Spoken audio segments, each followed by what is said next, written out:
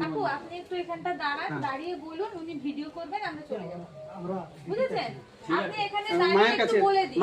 আপনার মা তো কথাটা বলুন। এখানে বসুন, বসে কথাটা বলুন। বসে পড়ুন।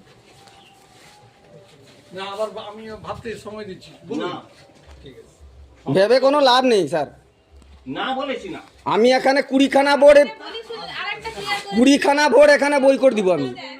আমাদেরকে কিন্তু আবার